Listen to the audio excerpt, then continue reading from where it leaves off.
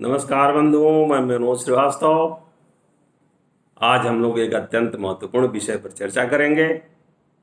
विषय है जीवन में दया का महत्व। बंधुओं, आज के जीवन में अपनी तमाम व्यस्तताओं के बीच, अपनी तमाम जटिलताओं के बीच व्यक्ति इतना व्यस्त हो गया है, इतना उलझ गया है कि उसके भीतर दया, करुणा जैसी कोमल मानवीय प्रवृत्तियों के लिए कोई स्थान नहीं बचा। इसके लिए समय नहीं है। आपने देखा होगा, सड़क पर जाते समय कोई एक्सीडेंट हो जाता है, उस समय कई चमचमाती हुई गाड़ियां तेजी गति से सड़क से निकल जाती हैं। उसमें बैठने वाले महानुभाव उस घटना को देखकर भी अनदेखा कर देते हैं, अपना मुंह दूसरी तरफ घुमा लेते हैं। कई बार तो ड्राइवर को कहते हैं, जरा तेजी से गाड़ी निकाल लो। आखिर उनके अंदर क्या प्रवृत्ति है?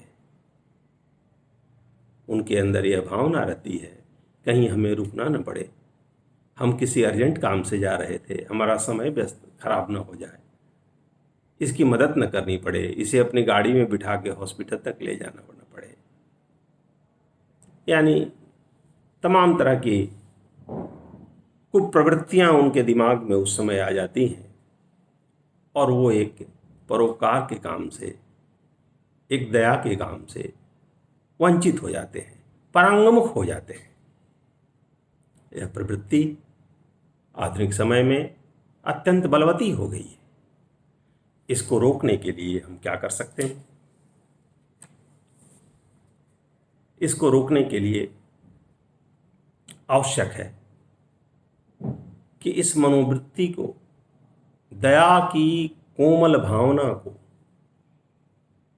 पुनः जागृत किया जाए, ऐसी शिक्षा दीक्षा दी जाए, ऐसे संस्कार दिए जाएं, ऐसे मूल्यों की स्थापना की जाए व्यक्ति के चरित्र में, व्यक्ति के मस्तिष्क में, ताकि वह एक दयावान व्यक्ति बन सके, जिसके अंदर करुणा हो, जिसके अंदर दया हो, जिसके अंदर सहायता करने की इच्छा हो, जो किसी का संबल बनने की सोच रखता हो।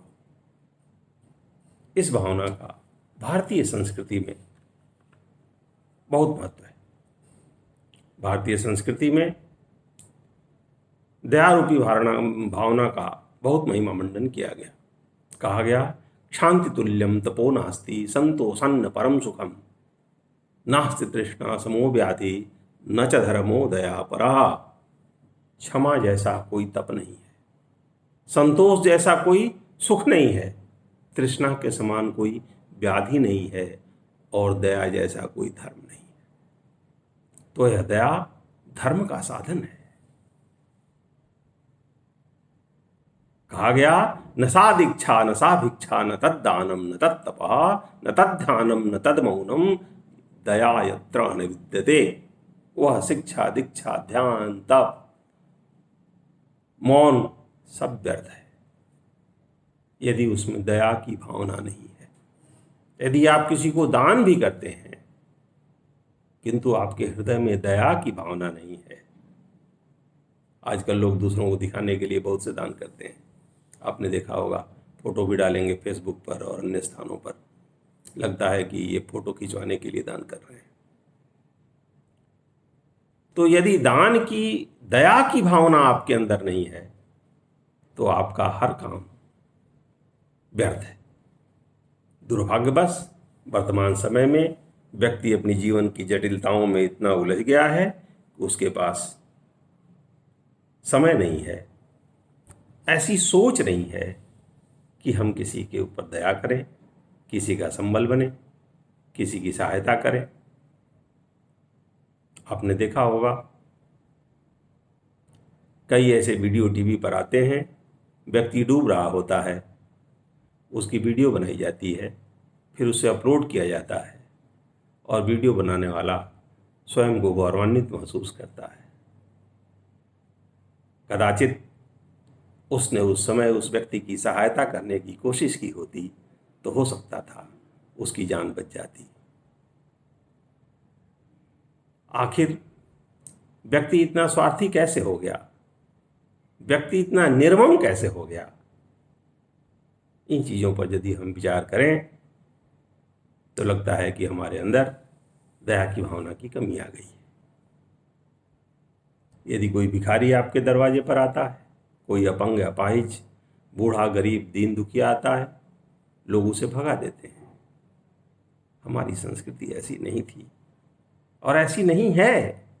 आवश्यकता है उस दया की भावना को पुनः जागृत करने की, उन संस्कारों के पुनर्जीवित करने की, ताकि हम पुनः वैसे हो सकें जैसे हमारा भारतीय समाज था। आपने सुना होगा महात्मा बुद्ध की कहानी। महात्मा बुद्ध जब तपस्या कर रहे थे तो बोधगया में सुजाता नाम की एक महिला ने उन्हें आकर खीर और शहद दिया था, जिसे उन्होंने खाया और उनके प्राण बच सके। 49 दिन तक लगातार उपवास करने के बाद लगभग वो निष्प्राण होने ही वाले थे। उस भोजन को ग्रहण करके वो जीवित हुए। जीवित हुए मतलब उनके अंदर बल आया और उन्होंने एक सिद्धांत दिया जिसे मध्यम मार्ग का सिद्धांत कहते हैं, जिसका मतलब था न अधिक भोग न अधिक योग। तपस्या अधिक हो गई थी तो उन्होंने यदि भोजन नहीं किए होते तो मर जाते, तो इसलिए उन्होंने ये सिद्धांत दिया मध्यम मार्ग का। तो उस सुजाता नाम की महिला ने महात्मा बुद्ध का जीवन बचा लिया। वही बुद्ध बाद में उन्हें भगवान का अवतार भी कहा गया। जयदेव लिखते हैं कि केशवधृत बुद्ध शरीर जय जगदीश हरे। इसी प्रकार आपने अन्य कई कहानियां सुनी होंगी। एक चीनी यात्री फायान था जिसने अपनी यात्रा वृतांत में लिखा कि वह पाटलिपुत्र में संस्कृत के अध्ययन करने के लिए 3 साल रुका था और कुछ भ्रमण भी करता था। भ्रमण के दौरान एक गांव में उसे प्यास लगी। वह एक दरवाजे पर गया, उसने पानी मांगा। एक महिला निकली, उसे बैठने को कहा और तब तक वो गुड़ और पानी लाई। उस चीनी यात्री ने पूछा कि पानी के साथ गुड़ क्यों? तो उस महिला का उत्तर था कि हमारे भारतवर्ष में नदियों, तालाबों और कुओं की कमी नहीं है, किंतु आप हमारे दरवाजे पर आए हैं, इसलिए आप हमारे अतिथि हैं। अतिथि की हम पूजा करते हैं। हमने तो गुड़ दिया है, आप कहें तो हम भोजन भी आपके लिए लाते हैं। वह चीनी यात्री फायान इतना अभिभूत हुआ इस उत्तर से कि उसने अपनी यात्रा वृतांत में इस चीज का उल्लेख किया। तात्पर्य है कि हमारे संस्कार, हमारे विचार शुरू से ही दया के प्रति हमें प्रेरित करते रहते हैं। एक और प्रसंग सुनाता हूं, चित्रकूट की बात है। उन दिनों तुलसीदास चित्रकूट में रहते थे। उसी समय तुलसीदास के समकालीन अब्दुल रहीम खान खाना, जो अकबर के दरबारी थे, उनके पास काफ़ी धन संपत्ति भी थी। कुछ दिनों के लिए वो भी चित्रकूट आए थे। तुलसीदास की ख्याति एक महान संत के रूप में थी। एक ब्राह्मण महिला उनके पास आती है और अपनी पुत्री की शादी के लिए उनसे कुछ धन की याचना करती है। अब तुलसीदास के पास तो राम रतन के सिवा अन्य कोई धन था नहीं, वे क्या करते? किंतु उन्हें लगा कि आखिर उस भरोसे का क्या जिसको देकर ये महिला हमारे पास आई है, इसकी मदद कैसे करें। उनके दिमाग में ख्याल आया अब्दुल रहीम खान खाना का। उन्होंने एक पर्ची लिखी, उसमें एक लाइन लिखा। क्या पंक्ति थी? सुरतिये नरतिये नागतिये सब चाहत असचाहत सब कोय। यानी सभी लोग चाहते हैं कि हमारा विवाह अच्छा हो और हम अच्छे परिवार में जाएं। ये सभी सबकी इच्छा रहती है। ऐसा एक पर्चा लिख के, एक लाइन लिख के उन्होंने भेज दिया अब्दुल रहीम खान खाना के पास, जो उस समय चित्रकूट में ही थे। वो ब्राह्मण महिला उनके पास गई और वो पर्ची दिखाया। रहीम के पास काफ़ी धन संपत्ति थी। उन्होंने उस महिला को आवश्यकता से अधिक धन दिया, किंतु उस पर्ची के नीचे एक लाइन और लिख दिया। वह लाइन क्या था? पर्ची में लिखा था, सूरतीय नरतीय नागतीय असशाहत सबको है। तो उसे रहीम ने उसके नीचे लिखा, गोद लिए हुलसी फिरे तुलसी सो सुत होए। यानी इस दया भावना को रखने वाले तुलसी जैसा पुत्र होना चाहिए, इसलिए हुलसी के गोद में तुलसी जैसा पुत्र शोभा देता है। तो यदि हमारे विचार अच्छे हों, आवश्यक नहीं है कि हमारे पास संसाधन उपलब्ध हो।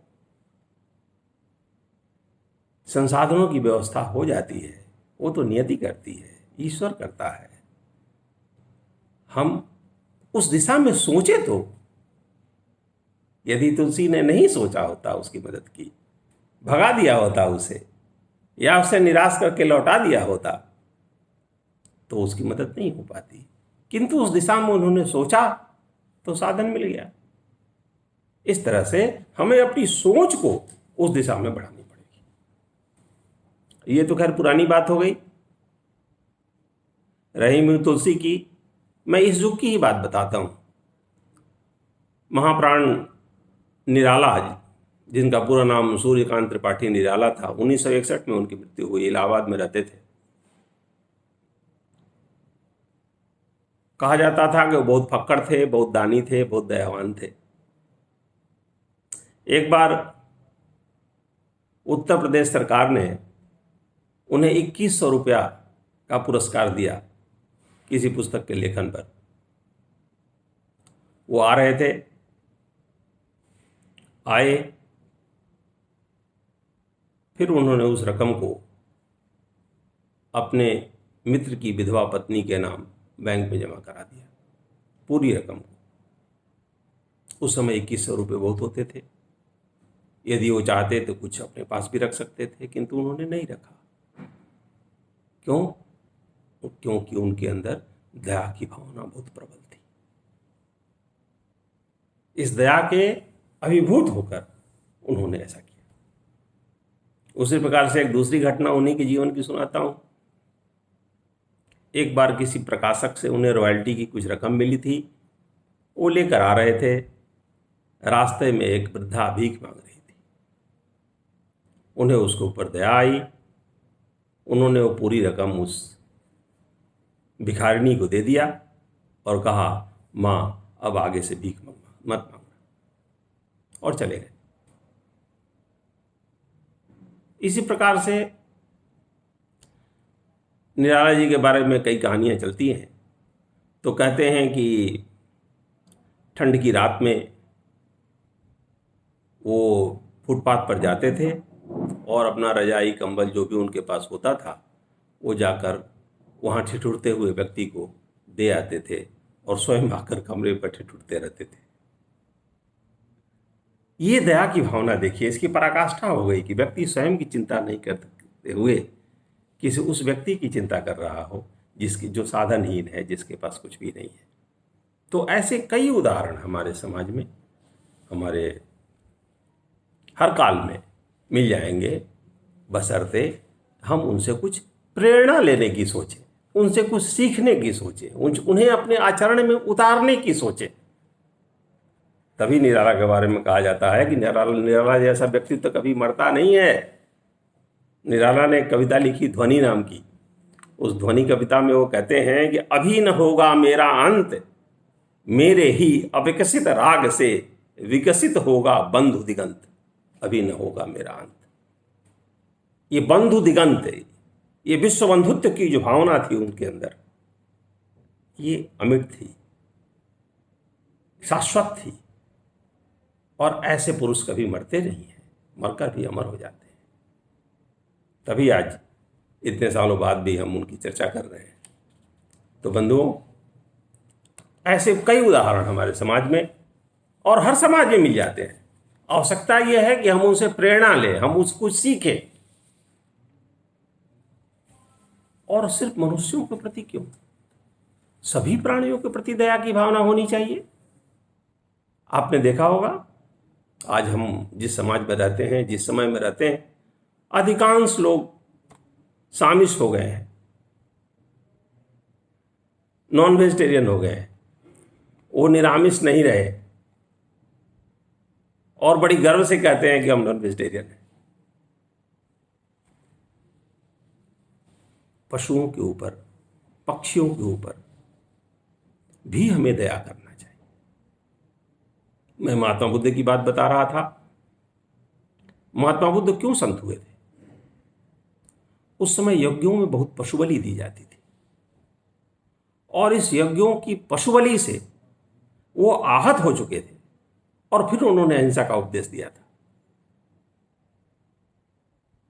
अहिंसा का उपदेश दिया था तो कहा गया कि सदै हृदय दर्शित पशुघातम केशवधृत बुद्ध शरीर जय जगदीश हरे। पशुघात से उनका सदै हृदय द्रवित हो चुका था, तो उन्होंने फिर अहिंसा का उपदेश दिया। आज के समय में भी पशुओं के प्रति, पक्षियों के प्रति, अन्य जीवों के प्रति हमारी हिंसा की प्रवृत्ति बहुत प्रबल हो गई है, जबकि मूलतः हम ऐसे नहीं थे। यजुर्वेद का एक मंत्र है, मित्रस्य मा चक्षुषा सर्वाणि भूतानि समीक्षन्ताम्, मित्रस्याहं चक्षुषा सर्वाणि भूतानि समीक्षे। मुझे सभी प्राणी अपना मित्र समझे और मैं उनसे मित्रों जैसा व्यवहार करूं। यह प्रार्थना करता है, यह व्यक्ति ईश्वर से प्रार्थना करता है, याचना करता है। उस समय हमारी कितनी कोमल भावना थी, कितनी दया थी हमारे हृदय में। उस समय के व्यक्तियों के हृदय में इससे स्पष्ट होता है। बंधुओं, हमारे यहाँ कहा गया कि यदि आप कुछ नहीं कर सकते, आप वेद नहीं जानते, आप यज्ञ नहीं कर सकते, आप तीर्थ नहीं जा सकते, तो प्राणियों के प्रति दया तो कर ही सकते हैं। बहुत सुंदर श्लोक है, सुनाता हूं। सर्वे वेदा न तत्कुर्यो सर्वे यज्ञश्च भारत सर्वे तीर्थाभिषेकाश्च तत्कुर्यात् प्राणिनाम दया। यदि आप कुछ नहीं कर सकते, यज्ञ तप दान कुछ नहीं कर सकते, प्राणियों के ऊपर दया तो कर ही सकते हैं। और बंधुओं, मैं ये बताना चाहूंगा कि स्वाभाविक रूप से हमारे हृदय में दया की भावना होती है। यदि हम कोई दुर्घटना, किसी दीन दुखिया, किसी दरिद्र को देखते हैं, तो हमारे अंदर, हमारे हृदय में दया की भावना उठती है क्षण भर के लिए, किंतु हमारी बुद्धि हमें उस मार्ग से विरमित कर देती है। हमें फिर बताने लगती है कि आपको दूसरा कुछ काम है, यहाँ उलझ जाएंगे, या फिर अन्य तरह की बातें, और फिर हम परांगमुख हो जाते हैं। एक्सीडेंट इधर होता है, हम उधर देखने लगते हैं। थोड़ी देर के लिए हमारी आत्मा धिक्कारती भी है कि आपने ठीक नहीं किया। आवश्यकता है उस आत्मा को सुनने की। यदि हम सही में सुने तो आत्मा हमें कहती है कि नहीं, रुको, इसकी मदद करो। पशु पक्षी इसी तरह से, पशु पक्षी आपके सामने घूमते रहते हैं। किसी फॉरेस्ट में जाइए, किसी सेंचुरी में जाइए, आपको कितना अच्छा लगता है जब कई प्रकार के पशु पक्षी आपके सामने घूमते रहते हैं। आपके अंदर हिंसा की भावना नहीं आती। क्यों? इसलिए कि स्वाभाविक रूप से हमारा हृदय सभी प्राणियों के प्रति स्नेह रखता है। ये तो हमारी बुद्धि है जो हमें दिग्भ्रमित कर देती है, हमें हिंसा की तरफ प्रेरित करती है, हमें दया नहीं करने के प्रेरित करती है। अतः आवश्यकता है कि इस बुद्धि को अपने विवेक से नियंत्रित किया जाए तथा दया के स्वाभाविक मार्ग को अपनाया जाए। यदि हम दया के स्वाभाविक मार्ग को अपनाएंगे तो हमारे अंदर बहुत ही अच्छी भावना का संचार होगा और जो अंततः उससे हम ही लाभान्वित होंगे, हम ही स्वस्थ रहेंगे, सुखी रहेंगे, प्रसन्न रहेंगे, दूसरों के लिए उदाहरण बनेंगे। धन्यवाद।